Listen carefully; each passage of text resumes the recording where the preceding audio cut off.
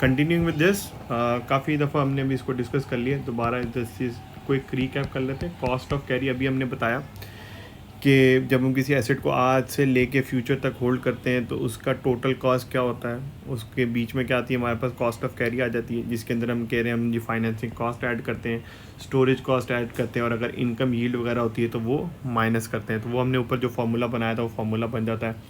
जैसे अगर आपने एक स्टॉक का इंडेक्स खरीदा हुआ, पाकिस्तान स्टॉक एक्सचेंज में इन्वेस्टमेंट किया हुआ, तो उसमें क्या मिलता है, हमें डिविडेंड मिलता है। डिविडेंड मिलता है तो उसका क्यू जो होगा वो ग्रेटर देन जीरो होगा, लेकिन उसकी स्टोरेज कॉस्ट क्या हो जाएगी, यू क्या हो जाएगा, वो जीरो हो जाएगा। ठीक है। अगर आप गोल्ड खरीदते हैं तो गोल्ड में आपको डिविडेंड नहीं मिलता है तो उसका क्यू क्या हो जाएगा, ज़ीरो हो जाएगा, लेकिन उसकी स्टोरेज कॉस्ट क्या है तो उसका यू ग्रेटर देन ज़ीरो हो जाएगा। अगर आप करेंसी लेती हैं तो आपको इंटरेस्ट मिलता है तो आपकी ये आ जाती है, अल्लाह भला करे, इनकम आ जाती है, तो क्यू जो है वो ग्रेटर देन ज़ीरो हो जाएगा, या क्यू आपका क्या हो जाएगा, फॉरेन का इंटरेस्ट रेट हो जाएगा। ठीक है। अगर आप वीट या ऑयल लेते हैं तो आपको ज़ाहिर स्टोरेज कॉस्ट भी होती है और कभी कभी इनकम भी नहीं होती है। ठीक है। तो कन्वीनियंस यील्ड बेसिकली क्या होता है, इनविजिबल बेनिफिट होता है। जब हम अब अगली बात, सॉरी, कॉस्ट ऑफ कैरी के बाद क्या करना चाहिए था, हमें कन्वीनियंस यील्ड पे आना चाहिए था। तो कन्वीनियंस यील्ड बेसिकली क्या होता है कि वो नॉन कैश बेनिफिट जो आपको मिलता है जब आप फिज़िकली कमोडिटी अपने पास रखते हैं, यानी एसेट को होल्ड करने से आपको कोई ऑपरेशनल फ़ायदा हो जाता है। जैसा कि मेरे पास सामान पड़ा हुआ है तो मेरी प्रोडक्शन नहीं रुकेगी, इमरजेंसी का कोई ऑर्डर आ जाएगा तो मैं वो फिल कर लूँगा। मार्केट टाइट होती है, जैसे सप्लाई टाइट होती है तो तब फ़ायदा हो जाता है। इन्वेंट्री का कंट्रोल क्या होता है, आपके हाथ में होता है। अब इसको कैलकुलेट करने के ना 3-4 तरीके, जो आसान तरीके हैं वो कर लेते हैं। एक तो होता है इम्प्लाइड मेथड, आप इसी फॉर्मूले में सारी वैल्यूज़ डालें और जो आपका मिसिंग नंबर है वाई, आप उसको कैलकुलेटर से फाइंड आउट कर लें। वो तकरीबन कोई ऐसे डराने के लिए नहीं, वैसे अगर लिख दें तो ये बन जाएगा 1/t log normal future price over spot price. ऐसी जैसे कहते हैं ना, उस फॉर्मूले को रिवर्स कर लें, वाई आपका मिसिंग नंबर आ जाएगा तो आप वहाँ से निकाल सकते हैं। दूसरा इन्वेंट्री बेस्ड मॉडल होते हैं, जो कि आप जैसे जितनी इन्वेंट्री कम होती है उतनी कन्वीनियंस यील्ड ज़्यादा होती है। ठीक है। तो काफ़ी सारे इसमें पुराने मॉडल हैं। ठीक है। थ्योरेटिकली गिवन है, आप उसको पढ़ सकते हैं वहाँ से जाके, अभी के लिए उसका है नहीं। दूसरा कहीं हमारे पास एक और मॉडल होता है, श्वार्ट्ज का मॉडल होता है, जिसे कहते हैं वो लेटेंट वेरिएबल मॉडल है। ठीक है। वो इकोनोमेट्रिक्स यूज़ करता है इसको कन्वीनियंस यील्ड को निकालने के लिए। एक हमारे पास ऑप्शंस का मॉडल होता है, वो भी cost of carry net of convenience yield हम उसके थ्रू भी निकाल सकते हैं। तो 3-4 मेथड है जो कि हम प्रैक्टिकली यूज़ करते हैं अगर हमें ये निकालने पड़ जाए। वैसे अभी आपके केस में क्या होगा, ये आपको गिवन ही होता है ज़्यादातर क्वेश्चंस के अंदर। अगली चीज़ जो हमने इसमें डिस्कस करनी है वो है बैकवर्डेशन एंड कंटेंगो।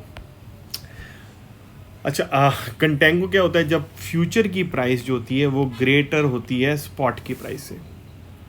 फ्यूचर की प्राइस स्पॉट से जब ज़्यादा होती है तो एसेट को होल्ड करने की टोटल कॉस्ट, जिसे हम कॉस्ट ऑफ कैरी कहते हैं, ज़्यादा होती है, और एसेट से जो मिलने वाला बेनिफिट होता है, मतलब कन्वीनियंस यील्ड, कम या ज़ीरो होती है। ठीक है। मैं दोबारा आपको एक्सप्लेन कर देता कंटेंगो में। हम कह रहे हैं कि फ्यूचर प्राइस तब, फ्यूचर की जो प्राइस है, ये हम कह रहे हैं स्पॉट की प्राइस से ज़्यादा तब होती है जब एसेट को होल्ड करने की जो कॉस्ट है वो ज़्यादा होती है कंपेयर टू जो उससे बेनिफिट, कन्वीनियंस बेनिफिट मिलने हैं उससे, वो क्या हो जाएगी, ज़्यादा हो जाएगी। इसका सिंपल मतलब ये हो गया कि आपको एसेट को रखने के लिए पैसा जो लग रहा है, फाइनेंसिंग, इंश्योरेंस, स्टोरेज, लेकिन उससे आपको कोई एक्स्ट्रा ऑपरेशनल फ़ायदा नहीं मिल रहा। फॉर एग्जांपल, अगर एक इन्वेस्टर ने गोल्ड फ्यूचर बाय करके रखा हुआ है तो गोल्ड को फिजिकली स्टोर करने में लॉकर के चार्जेस लगेंगे, इंश्योरेंस लगती है, लेकिन गोल्ड से कोई डिविडेंड या इमीडिएट बिजनेस का कोई फ़ायदा नहीं मिलता, यानी उससे कन्वीनियंस यील्ड जो है वो लो है। ऐसे केस में इन्वेस्टर के लिए गोल्ड को आज बाय करके होल्ड करना कॉस्टली होता है, इसलिए future price naturally spot price से ऊपर चली जाती है। इस सिचुएशन को हम क्या कहते हैं, कंटेंगो। ठीक है। जहाँ हाई कैरिंग कॉस्ट और लो कन्वीनियंस यील्ड मिल के फ्यूचर प्राइस को क्या कर देते हैं, इन्फ्लेट कर देते हैं। ठीक हो गया। बैकवर्डेशन तब होती है जब फ्यूचर की प्राइस लेस देन होती है स्पॉट की प्राइस। कभी कभी एसेट को फिजिकली होल्ड करने का ऑपरेशनल बेनिफिट मिलता है, यानी कन्वीनियंस मिलती है। इतना ज़्यादा होता है कि उसको उस एसेट की होल्डिंग कॉस्ट यानी उसको कैरी करने की कॉस्ट को ओवरकम कर लेता है, बीट कर देता है। ऐसी सिचुएशंस में एसेट रखना इतना वैल्यूबल हो जाता है कि लोग उसे फ्यूचर की बजाय आज ही ख़रीदना चाहते हैं, जिसका रिजल्ट क्या होता है, फ्यूचर की प्राइसेस स्पॉट की प्राइसेस से नीचे चली जाती हैं। इसे हम बैकवर्डेशन कहते हैं।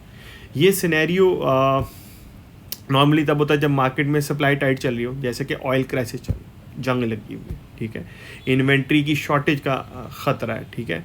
तो अगर रिफाइनरी है, एक कंपनी को पता चल जाए कि अगले महीने ऑयल की सप्लाई डिस्टर्ब हो सकती है, तो वो आज ही क्या कर लेगी, ऑयल परचेज करके रख लेगी, ठीक है।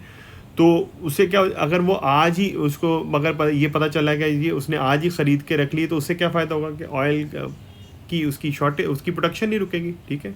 इस अर्जेंट डिमांड की वजह से स्पॉट प्राइस क्या होती है, सारे जारी बात है, उन्हें पता है अगले महीने शॉर्ट होने वाला है, तो सारे क्या करेंगे, आज ख़रीदने की कोशिश करेंगे, तो स्पॉट की प्राइस क्या हो जाएगी, ज़्यादा हो जाएगी, ठीक है, रैपिडली। लेकिन फ्यूचर की प्राइसेस में उतना फास्टली वो प्राइस एडजस्ट नहीं करता, तो इसलिए फ्यूचर की प्राइस क्या हो जाती है, स्पॉट की प्राइस से क्या हो जाती है, कम हो जाती है। यहाँ कन्वीनियंस यील्ड इतनी हाई होती है कि एसेट को होल्ड करना फाइनेंशियली और ऑपरेशनली तौर पे दोनों क्या होते हैं, बेनिफिशियल होता है, ठीक है।